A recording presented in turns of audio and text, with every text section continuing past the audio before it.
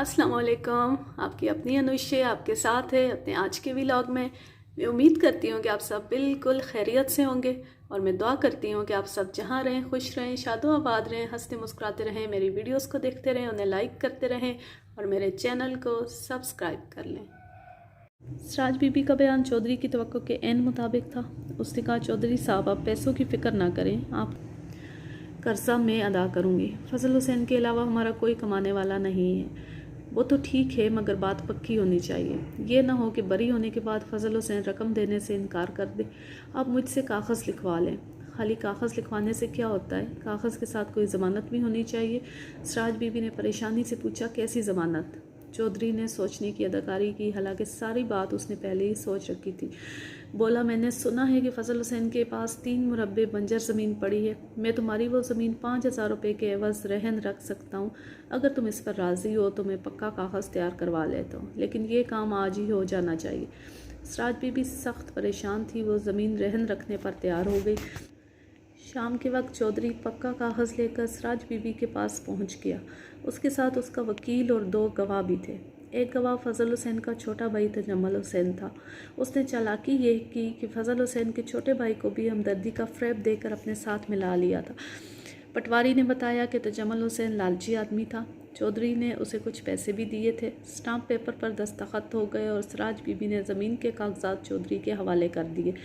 तो उसके वकील ने कर्ज़े की शराइत पढ़कर सुनाई। उन शराइत में से एक शर्त सूद की थी और रकम 6,000 रुपये लिखी गई थी।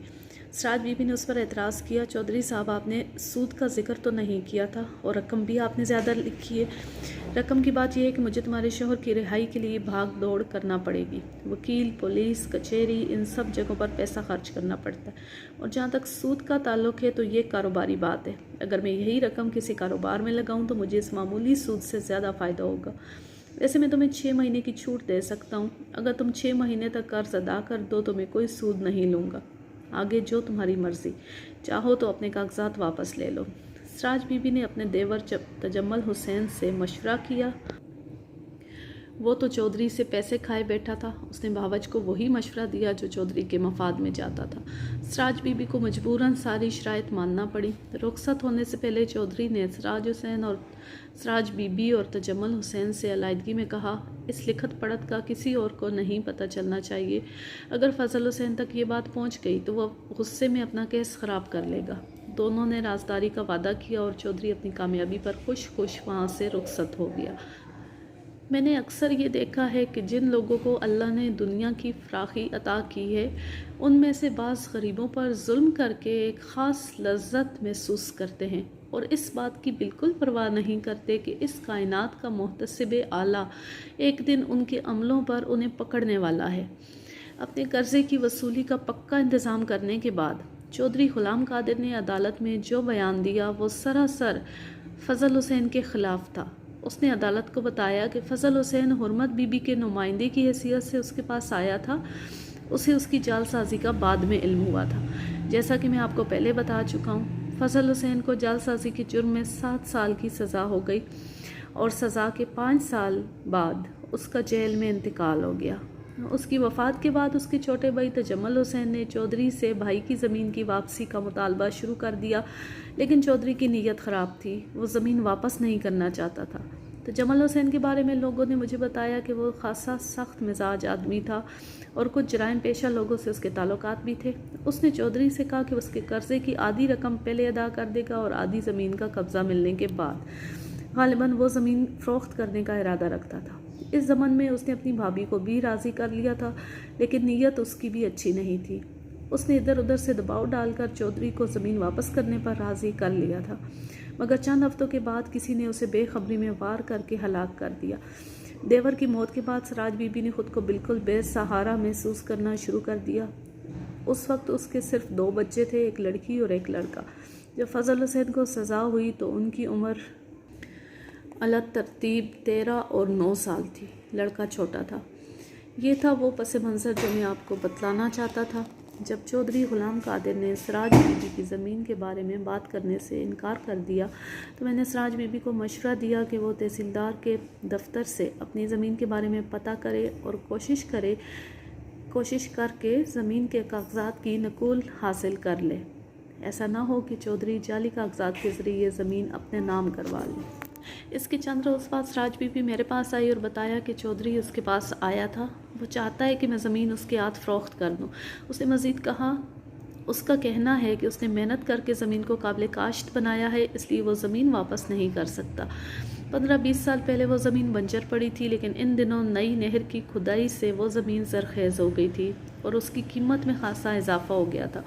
मेरे इस्तफ़सार पर सराज बीबी ने बताया कि चौधरी ने उसे 10,000 रुपये की पेशकश की है, यानी कर्जा ख़त्म समझा जाएगा और 10,000 नकद मिल जाएंगे। लेकिन सराज बीबी ज़मीन छोड़ने पर तैयार नहीं थी। वो और उसकी औलाद 17-18 साल से ज़मीन की वागुजारी की उम्मीद लगाए बैठे थे। उन्हें तवक्को थी कि ज़मीन हासिल होने के बाद उनके भी दिन फिर जाएंगे। सराज बीबी ने मुझे पुरनम आंखों से बताया कि उसका बेटा 13-14 साल की उम्र से काम कर रहा था। उसकी बेटी सिलाई कढ़ाई का काम करती थी। वो ख़ुद भी 18 साल से मेहनत मुशक्क़त कर रही थी और उनकी आमदनी में से आधा हिस्सा ज़मींदार की जेब में चला जाता था, सिर्फ इस उम्मीद पर कि एक दिन उनकी ज़मीन वापस मिल जाएगी और उनके घर में भी खुशहाली आ जाएगी। लेकिन अब चौधरी ज़मीन वापस करने पर तैयार नहीं था। इस किस्म के हालात देखकर बड़ा दुख होता है। वो कैसा इंसान था जो 18 साल से एक बेवा और 2 यतीमों की निस्फ आमदनी खा रहा था और अब उनकी ज़मीन वापस करने पर तैयार नहीं था। मैं बहसीयत थानेदार कुछ नहीं कर सकता था, क्योंकि वो दीवानी केस था। अगर मामला अदालत में जाता तो उसमें यकीनन बरसों लग जाते और हासिल फिर भी कुछ न होता। मैंने इलाके के 2 मोतबर आदमियों से कहा कि वो उस बेवा की मदद करें और उसकी ज़मीन वापस दिलाने की कोशिश करें। अगर चौधरी वो ज़मीन ख़रीदना चाहता है तो उसे चाहिए कि वो मौजूदा कीमत लगाए। वो दोनों मोतबरीन नाकाम वापस आ गए। चौधरी ने न सिर्फ ज़मीन के मामले में तावन करने से इनकार कर दिया, बल्कि मेरे बारे में धमकी अमेज़ कलमात भी कहे। उसने कहा, मलिक सफ्तर हयात से कह देना कि हमारे मामले में दखल अंदाजी ना करे, वरना मैं उसे लाइन हाजिर करवा दूँगा। इतनी पहुँच है मेरी। इसके 2-3 रोज़ बाद वो थाने पहुंचा और बग़ैर किसी तमहीद के बोला, मलिक साहब, मैं एक शख्स के ख़िलाफ़ पर्चा कटवाना चाहता हूँ। उसने मुझे कत्ल की धमकी दी है। मैंने पूछा, उस शख्स का नाम पता क्या है? मैं उसे अभी थाने बुलवा लेता हूँ। उसका ख्याल था कि मैं उसकी बात सुनकर रिपोर्ट लिखने में पसोपेश करूँगा। मेरे जवाब से उसके चेहरे की सख्ती जाती रही। वो मेरी मेज़ के सामने रखी हुई कुर्सी पर बैठ गया और बोला, उसका नाम अशरफ है। मैंने फ़ौरन हवलदार को अपने कमरे में बुलाया। चौधरी गुलाम कादिर से अशरफ का पता पूछकर उसे नोट कराया और कहा, एक आदमी अपने साथ ले जाओ और इस शख्स को पकड़कर थाने ले आओ। हवलदार के जाने के बाद मैंने चौधरी के लिए बोतल मंगवाई और इधर उधर की बातें शुरू कर दी। सराज बीबी की ज़मीन का जिक्र ना उसने किया ना मैंने।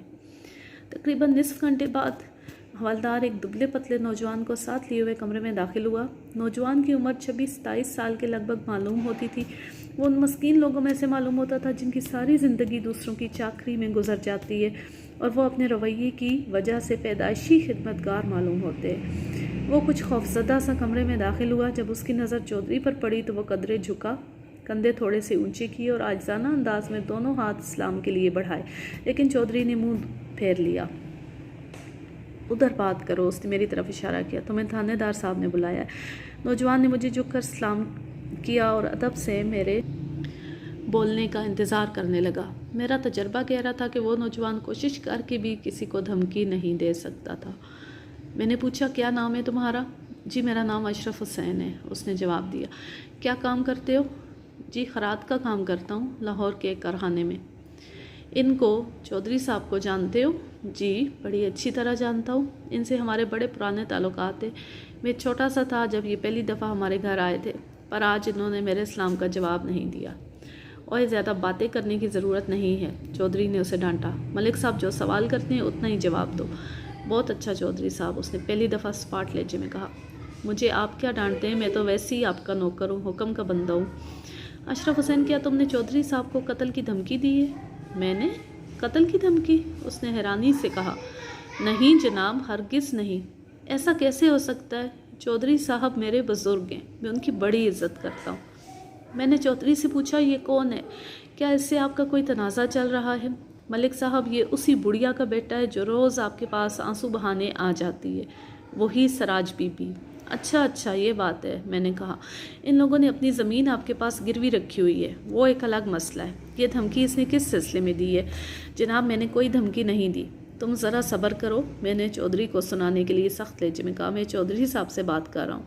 चौधरी ज़रा खुश हुआ, वो समझा कि मैं उससे दब कर बात कर रहा हूँ। बोला, मलिक साहब, ये अनपढ़ और जाहिल आदमी है, इसको ये मालूम नहीं है कि मैं इसके बाप के लिए क्या कुछ कर चुका हूँ। इसने मुझे क्यों धमकी दी है, इसकी वजह तो यही जाने, लेकिन मेरे पास गवाह हैं। आप इसके ख़िलाफ़ पर्चा काटें और ज़रूरी कार्रवाई करें। धमकी की वजह खुद ब खुद सामने आ जाएगी।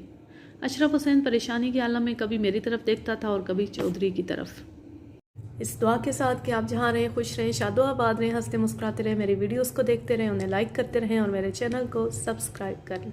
अल्लाह हाफिज़, अल्लाह निगहबान।